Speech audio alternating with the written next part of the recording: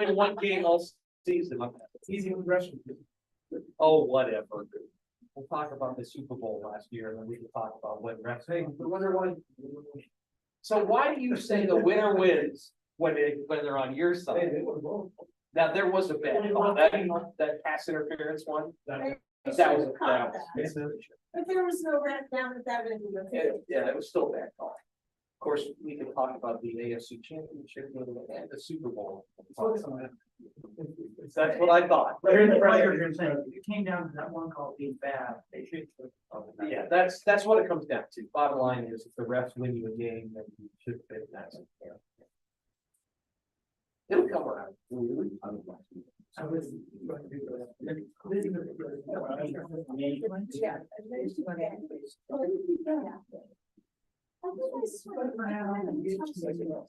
Which one? Your backyard is a field. Yeah.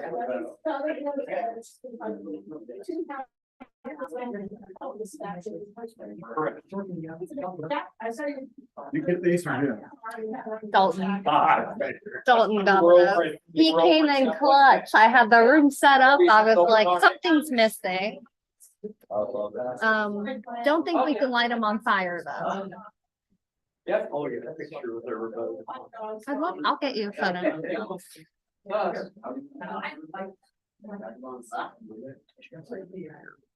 Yes, they're in. They're on a smaller line. I also got Wichita Black. No, we actually have floodplain. That's beyond, so we won't have anybody behind us for quite. What did John's idea? Yes, I have a, see, Come nicer. and he's, Something's changing. I have a kid.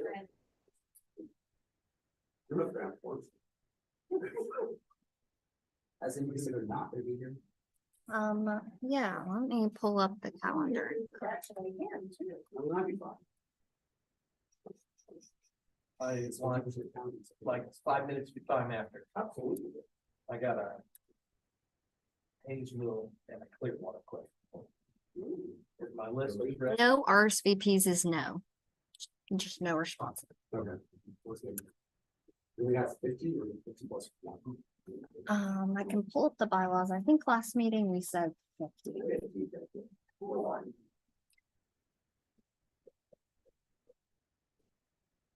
Okay, we'll call the meeting to order and then we'll see if a couple of the other DAB members show up.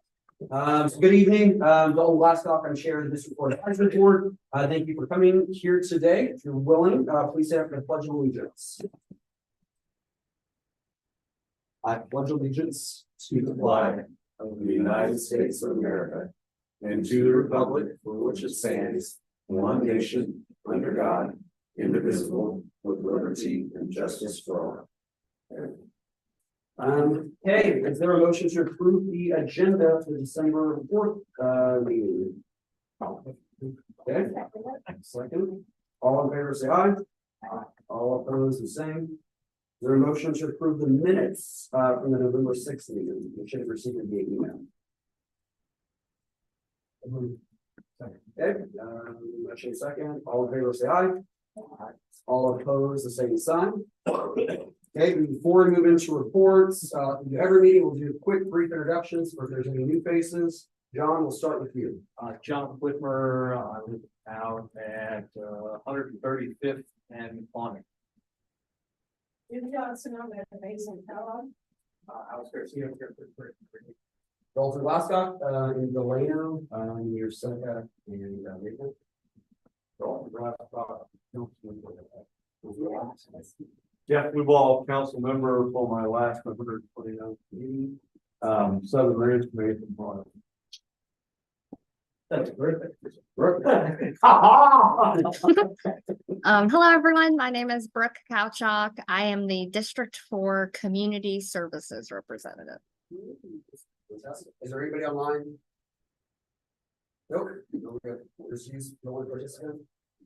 Okay, so we'll move on to staff reports. Wichita Fire Department, you're up first.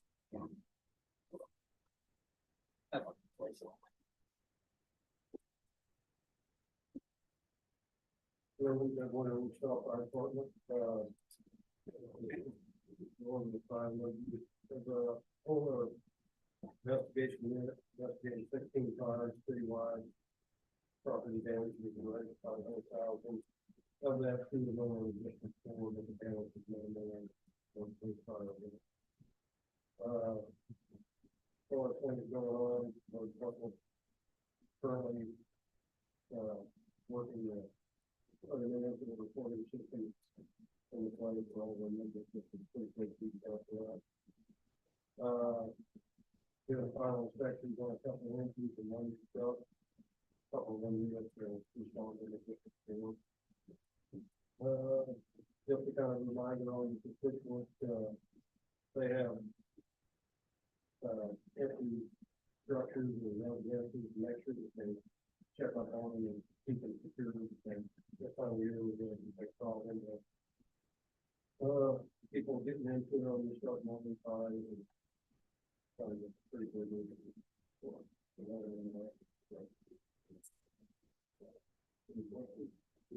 Board. Any questions for the public? Thanks for stopping by, appreciate it. Move on to Workshop Police Department. One here today. Good evening, I'm Officer Phillips, work out of Full South, community policing, cover the 47th and Broadway area, so a fairly large area that I covered. A couple of things I wanted to touch on tonight, some of the things that we've been working on as a CP team, and that is we're coming up in the theft season. So we're really starting to focus on the amount of shoplifting thefts that are taking place in certain locations around South Wichita. One of those areas is the Walgreens at Broadway and Mount Vernon. I'm sorry, Broadway and Harry. That location actually leads the nation in shoplifting. And part of that is the amount of foot traffic that frequents that area. So we've been working with our Broadway corridor officers, working with some special assignments at that location, trying to get on top of that, just to increase the presence out there and the amount of interactions that we're having with these individuals. Another topic of interest is we're still seeing the Kia and Hyundai thefts, mostly on the Kia side. I know when I was here last time, I briefly talked about it, how there was a video posted on Facebook about how to override basically the ignition system in the steering column. What we're seeing is that we're starting to see specific MOs with that. The good news is we do have some individuals identified as people of interest. So we've been working that. So hopefully here, in the not too near future, we can put up maybe a special project together and start focusing on individuals going that route with it. Another thing that I've mentioned is we're still actively recruiting for our police academies. We have a class that's scheduled to start January 22nd. The goal is to have 40 recruits in that class. So again, if you know anybody that's showing any interest in law enforcement or somebody that you think might have an interest, please get them in touch with any officer or our recruiting team. Send them our way. We'd love to talk to them, chat with them, and maybe set them up with the ride along, just kind of get them interested in the profession and hopefully get the application process started. Other than that, that is all I have for tonight. Any questions? I do have a quick question, sir. In terms of, I had somebody read this to me earlier this week, and you're talking about Wichita, Victoria's Secret, Cabela's, which are the highest theft, and you say this Walgreens as well. I would be hard pressed to believe that we have higher theft than some, let's say, San Francisco community.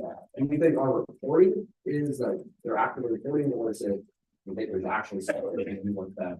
We're probably just better reporting when things are stolen from locations.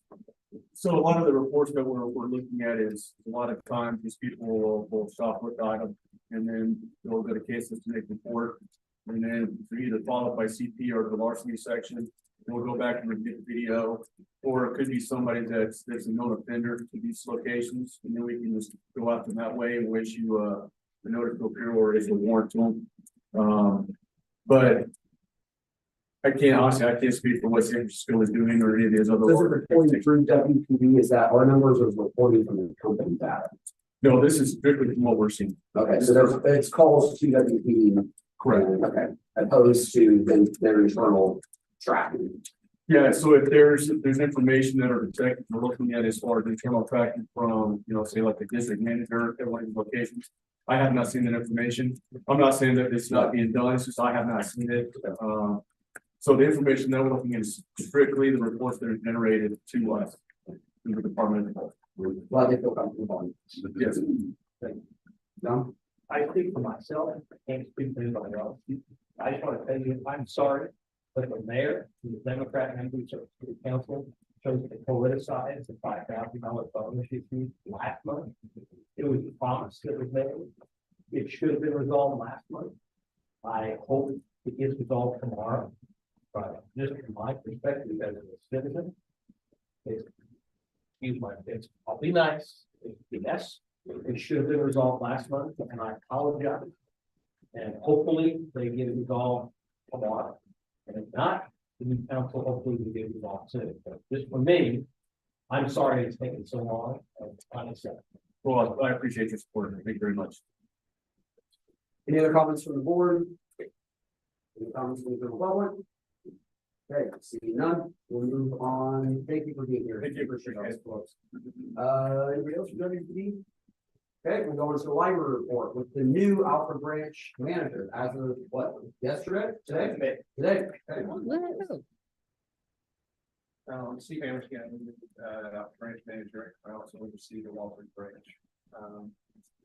Just FYI, I'm all stuff up by relocation proposed Sunday 24th and Monday 25th December, along with Sunday the 31st and Monday the 1st December 31st of this year and Monday the 1st of next year. There are one thing which the public library is going to add three library card types and like the banks with the different versions, different customers that are creating designs and every voting. We are selecting groups customers to choose from this winter, but residents need to help with the library narrow their favorite designs down to the top two favorites. So on the social media posts throughout the month, residents can vote for the favorites in the kid, teen, and adult categories online.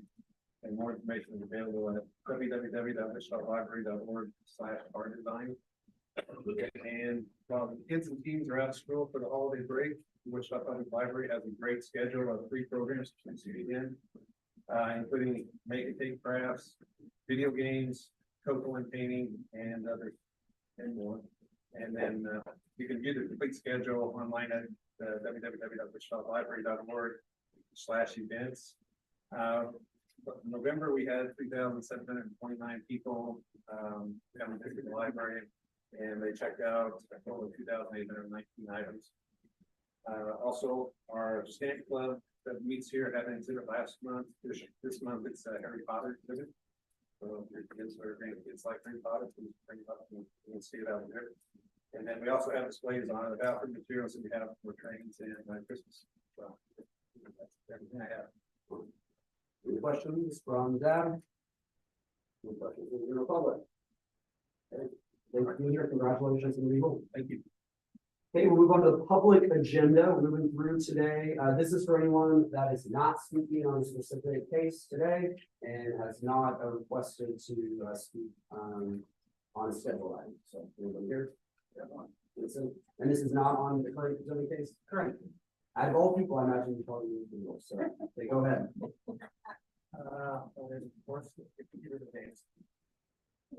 And it's. Well, then I will just do it the old fashioned way. In October, and you all are going to get a of the full details of my comments. In October 2021. One second, you have 3 minutes before we're here.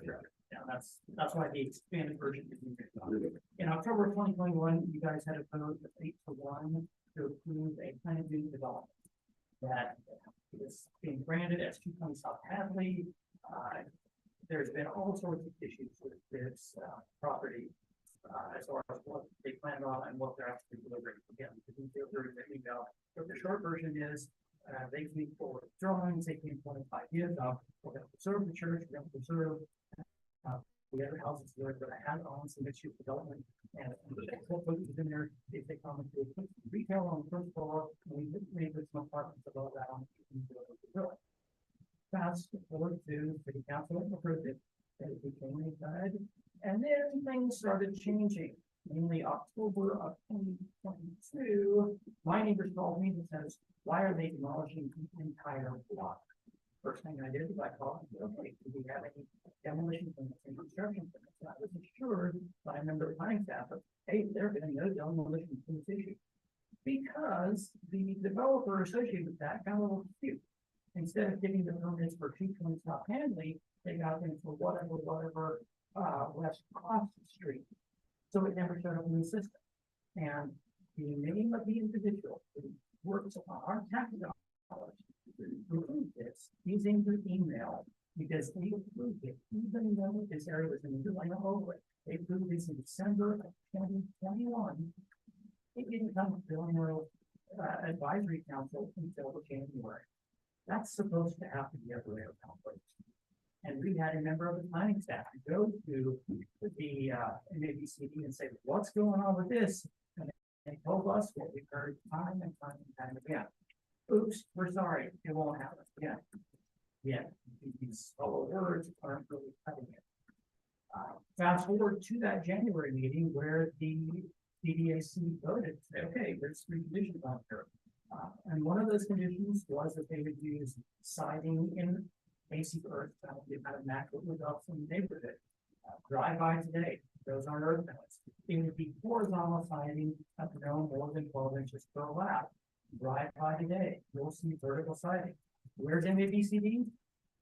Oh, that would be the sound effects that you hear, because they're not enforcing what was approved by NABC, was approved by DDAC. No one's standing up for this. And by the way, and this will be my last one, by then I'll have a computer fix. The primary construction company involved with that project on Keystone South Hadley is called Key Construction. Their primary is named Dave Wells. We'll speak more about it. Thank you for your time. Does anybody have any questions? You had exactly 2 minutes and 59 seconds. It's like we're getting some going. Okay, great job. Okay, we'll move on to off agenda items. Actually, we said that. So new business. We're gonna address creating ordinance chapter 2012, the code of the city of Wichita pertaining to retaliatory evictions.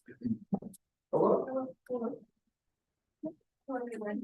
I'm Jennifer Magana from the city of Wichita's Law Department here, and thank you, Brooke, for pulling this up. I'm here to speak about this item. This item is an ordinance that was presented to city council on November 21st. It had been workshopped, I think, sometime this fall. It did not really, I think, into all the depths, and the council voted to bring this back to council on December 19th after it had been to the depths. So I think it's getting presented at least to the depths tonight, and trying to get that more discussed more across the city before that. So this ordinance, this is again, ordinance, just want to give credit to Nate Johnson, City Law Department, and all this work on this here on his part tonight.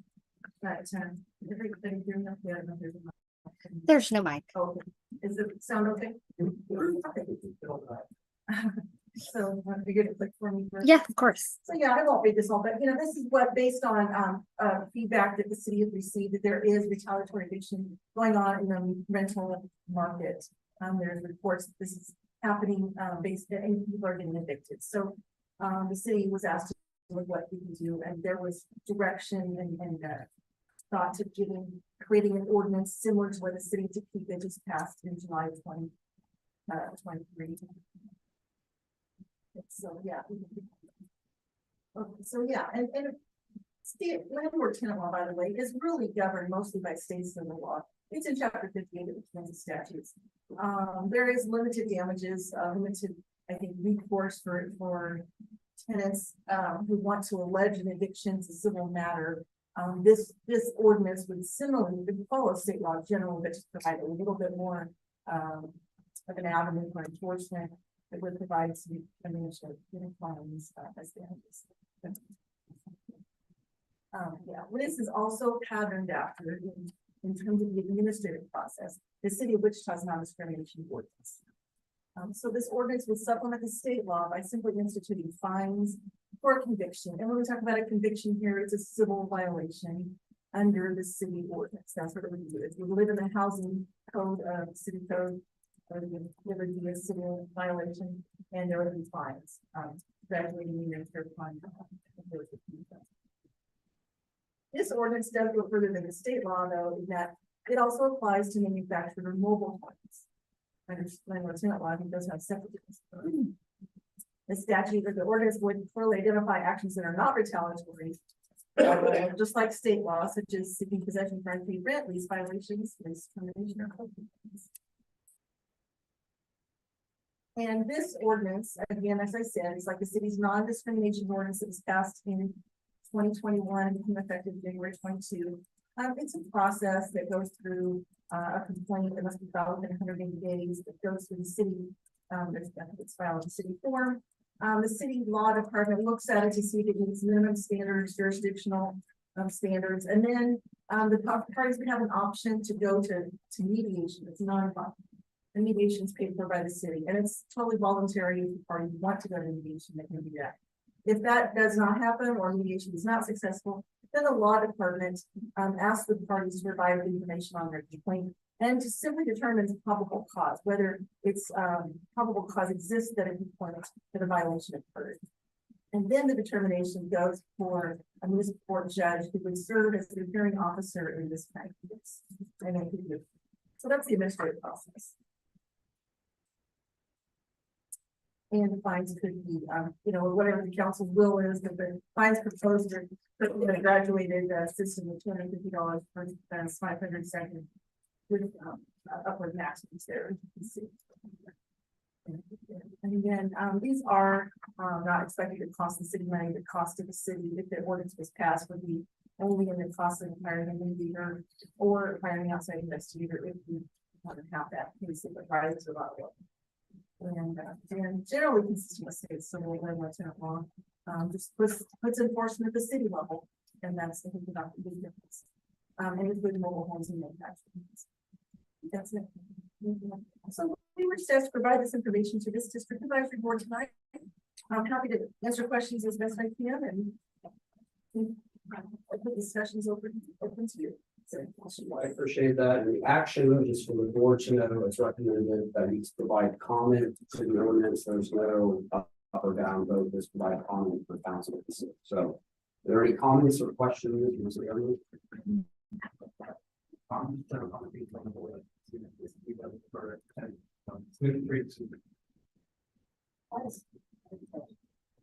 it been a serious problem? Or is it more preventive? That's a question I think it's varied by district, but for different districts have had different levels of complaints. So do we know how many instances have been in this report? I do not know that. I don't think it's been both. I'll just say I've served them 11 years and I've not had one comment about it.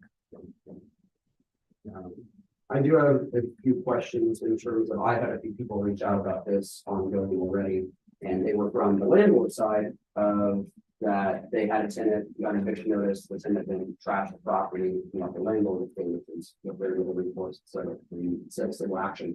Does that address if there's a retaliation from the other side as well? It's not. Were there talks about that being added to the ordinance to also protect both parties involved in it? Not to my knowledge. That's not what I understood. But this has been similar with the pattern for years, in state law on landlord powers, but I don't believe there was a discussion on it. I would ask if here's state law that applies to this. You already have the state law. I mean, this is, I'm sorry, but this really reeks of the non-discrimination ordinance. You already have federal law, you already have state law. Now you're passing yet another quasi judicial government overreach. You're passing another law in your state law. This already essentially is mirroring state law. Why would you? I think that's a policy discussion. I think that's for this board to discuss. You're asking for feedback. That's the first thing I hear is regarding that state law. And so one situation I have, is there lesser or more penalties for the state? Is it same penalties? In state law, they don't define the dollars, but I think the tenants have to go after the damages on that. I think there's some limited. They have, limited remedies under state law. They have potential damages for diminished service and a limited eviction defense. So other than that, the tenants are really not afforded additional protections against unlawful disposition. There is one aspect that I do appreciate about this too, under the California eviction orders that prevailing upon may see costs and fees from the case. I appreciate that, you know, there was an instance of lease that could be recouped by the landlord or there is some, so I appreciate that, I know that as a consideration previously. My question and my, I was comment to this, you know, when you're getting the opportunities to have this too, but in terms of the retaliation from the landlord with respect to how can we protect both parties of that? So that would be my comment. Happy to get a landlord or rent the property. I share your, we've never had to evict anybody. But I know we've had issues with tenants, which is went out on their own, and we had to turn around and trying to figure out, I can only imagine what it's like for someone. I saw both people protected, so. That would be mine. If you're gonna go ahead with it, I would say make that change before you pass it. That would be my recommendation. And the other thing, I guess the other feedback I would give is, my suggestion would be, if you guys are looking at passing this, what, tomorrow or whatever, you might do, I would say pass, defer it, and let the new council do this. But if there's a new council, there's new leadership, and I don't think this. This had only been ran to districts 1 and 3. And I was one of them proposed, they come out to all the dads, I don't know that this has been from the realtors, I don't know if this has been from the labor association. And I don't know that it's been around a lot of the renter associations, they've been driven by council members, so I think it's to make sure public feedback from everybody on this before we. I guess that would be a question, not a question, but I also comment just for people to do is, if there is a citywide ordinance, a citywide mandate or regulation, I think it should go before all dads. Then maybe we're calculating and there's a process and just no public. Other comments? I've been a landlord too, and you know, trying to evict people and get the money out of them. The two side street, you know, they have leaking Continental in the garage, but the sheriff got ready for that. So they're playing that, and it, you know, as a landlord, there's not much protection for it. So I feel it needs to be a two-way street. I've been a winter and winter. I've had landlords that have not been helpful in certain cities, so yeah. Any other comments from the board? Appreciate it. Comments from the general public or staff as well? It was in a different district. And I know the city council is gonna get a lot of these directly at city council. And I absolutely agree with John. There should be a two-way street. I mean, traditionally, back in the past, landlords said, okay, put down a security deposit, and if we do the walkthrough afterwards and find out that there's an extra hole in the wall, that's not use security deposit. Maybe there could be some extra wording on the line of this that if there's damage, it's extremely exceeds security deposit. The short version of the story that I went through was a friend of mine who lived in Bucks. Her sister lived in the other half. He already had issues with it. I was calling him because at that point in time, he broke down hot water heater broken. It now was spilling water into the laundry room in the middle of winter time. And they're going, what do we do? I said, call the landlord. She said, if I call my landlord, it's anything. He's gonna get me, my daughter, I've already, and my sister, I've heard it, and I'm not gonna that's my sister. It's essentially extortion. And it's landlord.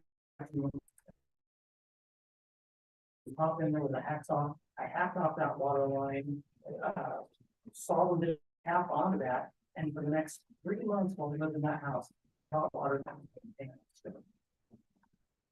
You and I have been lucky to have mostly good landlords. We've not been in a situation where a landlord is bigger. You dare report any deficiency in the property at ABC, you're out the door. And then that was. That's the intent behind this. I agree, you need to make sure that better work. We don't need to have landlords that treat our fellow or something. public, you got any comments? Oh, wait, well, I mean, we have central inspection to go around to check our health department. Somebody goes around and check hotels for being clean. I would think that rental properties would fall under that category. But the inspection, if you're renting property that's not serviceable, you can be violated, just like name in the paper, just like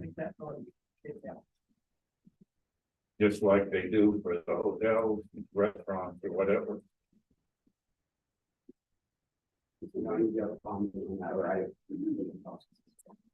I think right now, it's a complaint driven basis on housing code violations under chapter 20. I think it's a quick response to the code violation on complaint basis, and that's the role that they're in right now. That's that one. Any other comments? Okay, thank you for being here. Hopefully that has some comments, any answer, Nancy, and Councilman Blueball. It looks like we'll start.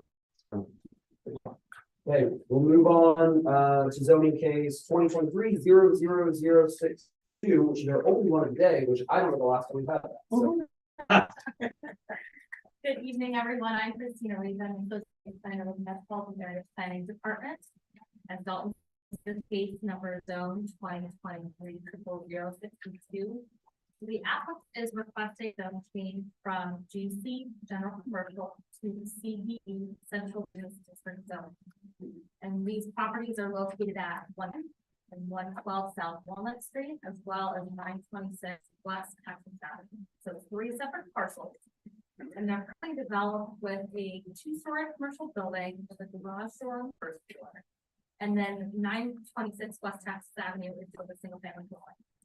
The applicant didn't specify how the property might be redeveloped, but the requested zoning gives the applicant maximum flexibility with code required parking and building setback standards to develop the site.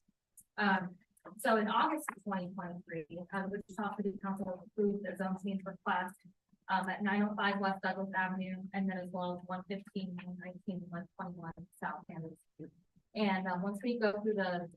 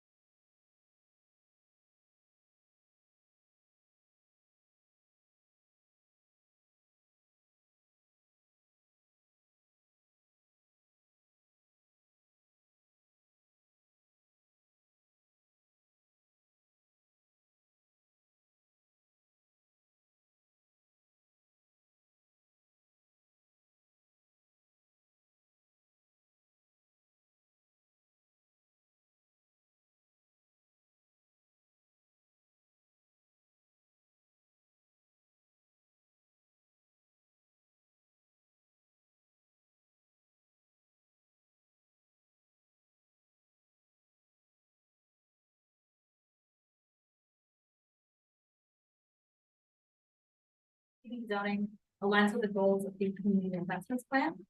Because if we look at the 2035 Wichita Future Growth Concept Map, it depicts the subject site as appropriate for new employment. And it also aligns with the goals of the Wichita Place for People Plan, and you can see that analysis in my report. And it falls within the boundaries of the Delano neighborhood plan. We propose future use land use map as part of the adopted Delano neighborhood plan. Depicts the subject site as appropriate for mixed use. So right now we have some commercial, we have some residential. We're continuing that momentum here. So the purpose of the CBD zoning district is to accommodate retail, commercial, office, and other complementary land uses within the downtown core area. It is intended for application only within the city of Wichita and only within the downtown core area and certain nearby areas being redeveloped with similar patterns of uses and site development standards such as, but not limited to, zero lot line setbacks, shared parking, public streetscapes and landscaping, and urban design elements and mixed uses within the building. So based upon the information available prior to the public hearing, planning staff recommends that this request be approved. And this recommendation is based on the golden rules, which are listed in your staff report. I'll just skip ahead to the last one here. Opposition or supporting neighborhood residents.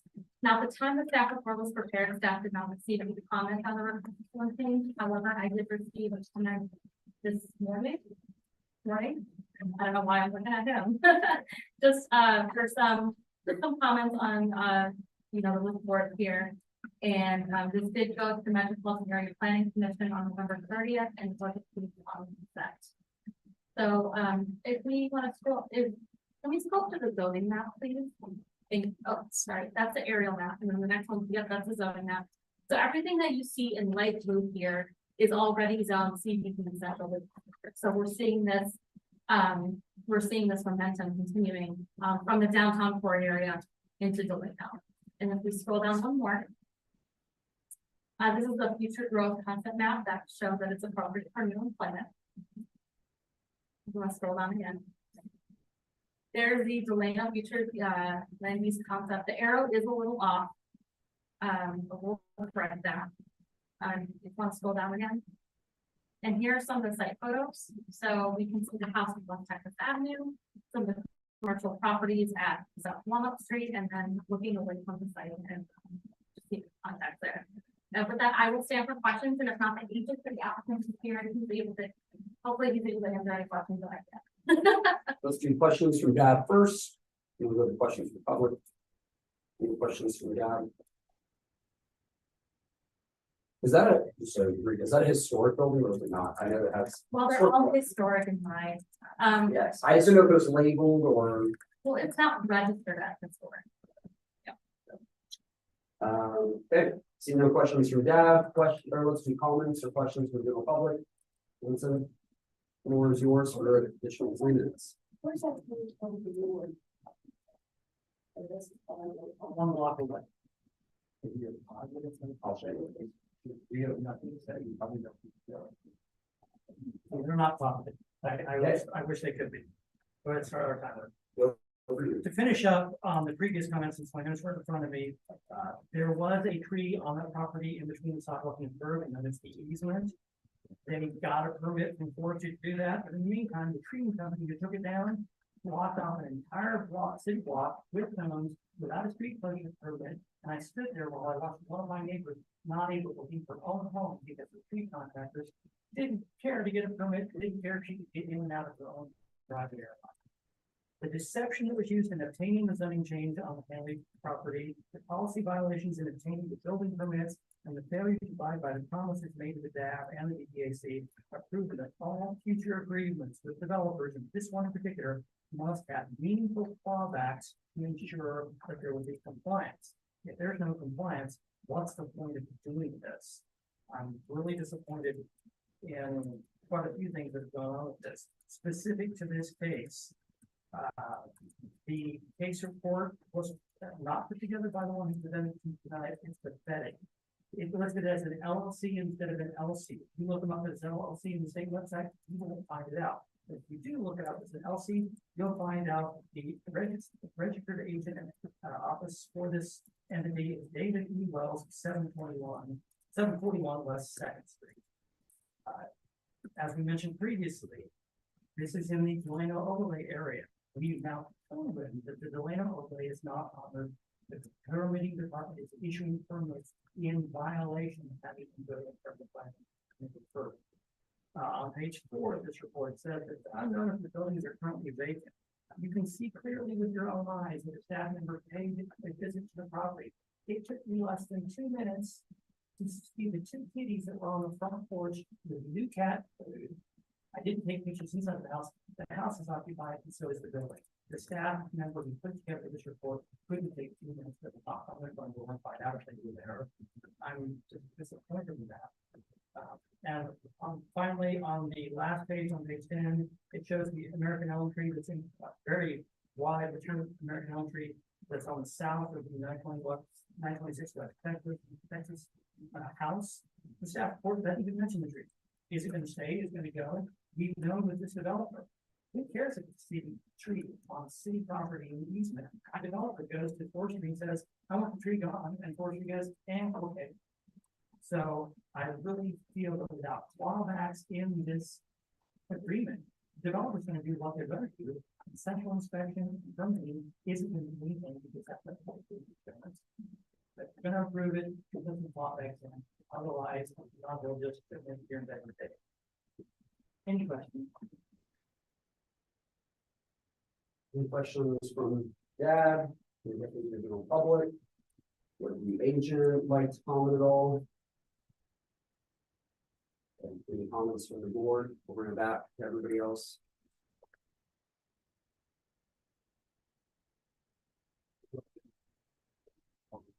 I haven't heard any comment other than what I received this from the general member of the public. Is that the email that you sent us? You said you didn't want to. I had kids that you. So, does that offer additional? It offered the evidence that we can't trust the word it says. Lying and cheating.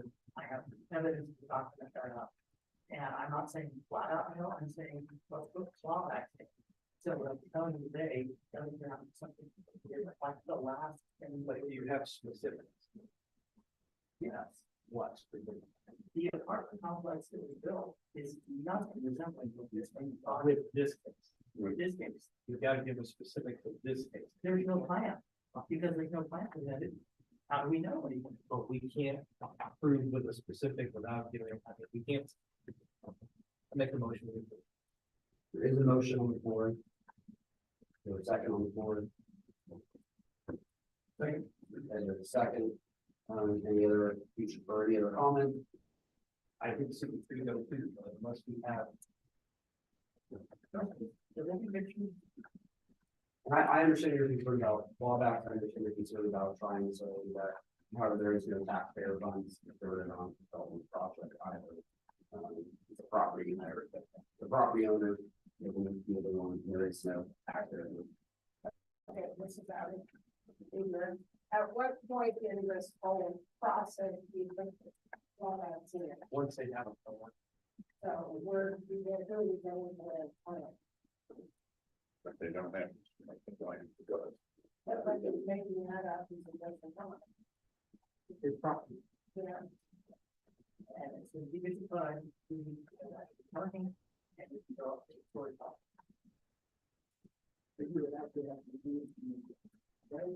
I've already given them the review. One second, You're talking about a separate piece of property. If you want to focus on this, let's focus on this. You had your time before, now let's focus on this piece of property. Right now, it's a baseline zoning to CBD. if you want to have a comment, please just come up here and have a comment, instead of directing towards the public, so. Rich Rose, the Boston County agent for the applicant. We're just asking for a baseline zoning in CBD. Obviously, we can leave it at general commercial, move forward, there's actually more uses in that general commercial. So, I mean, in the end, this benefits this area because everything else on this.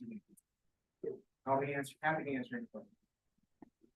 Any questions for the applicant? Thank you for being here. Any further comments, questions? I know we already have motion, we have a motion and a second on the board. Okay, all in favor, say aye. Aye. All opposed, same sign. Okay. Oh, yours is aye, okay. Motion passes. So appreciate your comments, appreciate you being here as well. Thank you. So with that is our only zoning case today. I think this might be our quickest meeting ever. Sorry, Beth, I didn't want to make one long for you. Board agenda, I don't have anything on here, so the quick comment I have. I'm looking forward to serving. I'm looking forward to, being on Downfall. I want to thank Jeff for, his 10 years and his 129th meeting. I think it's probably, I would say rivals most people, in the city in terms of how many you set through, so we appreciate it. I'm looking for the opportunity to serve, and I'm looking forward to also filling the board. I know we have a lot of open positions. So if you're watching online, I don't think anyone is. But I will be actively seeking people to engage on the board, and looking forward to that as well. The next meeting falls on a holiday. The Monday after that is swearing in the new council. And so tentatively, we are not going to have a meeting, unless there's active zoning cases. If there's active zoning cases, mark the Tuesday after to be January 9th on your calendar. There is a zoning case, we will have a meeting on January 9th. There are no zoning cases, we'll wait to have a meeting in February. I don't want to meet this week, but we have something to talk about, we will. So I would encourage you to attend, swearing in on January 8th of the new council and there, and then January 9th will be their first meeting as well. So, any other comment, Jeff? I imagine that you do as well. Yeah, I appreciate each and every one of you guys coming in here on all these Monday nights. 10 years and 9 months, I've been privileged to serve longer than any other council member, about 30 years, just because of the way my time came in, where I was filling in for the years when the election, the elections in spring, the fall. You know, I've always tried to make this very nonpartisan. I've tried to make it more geographically centric. District 4 is the largest district in the city. And I've always tried to make sure that every neighborhood is represented here. And I appreciate you guys working with me and advising me on, you know, I've always relied on you guys to give me your input, and you're kind of representative for your neighborhood, and you tell me how people are feeling about the issues. So appreciate the cupcakes. Hopefully I can get a picture with all of you guys and then we're done here. But I think you guys are in good hands here. I appreciate Dalton stepping up, and I'll be straight with you. South Wichita will not get. I know people don't like hearing this, but you look at all the funds. South Wichita will not get the infrastructure, the parks. They will not get anything without the council members fighting with it for it, and this guy will fight for it. So, appreciate you being vocal and standing up for the people of South Wichita, and you're going to do good things. Okay. Any other comments? Seeing none, is there a motion to adjourn? Motion, all in favor say aye. All opposed say. Great. Okay, Jeff, you're. Can I get you guys to come up here and shoot a picture? Oh, that'd be great. Thank you. It's not my 129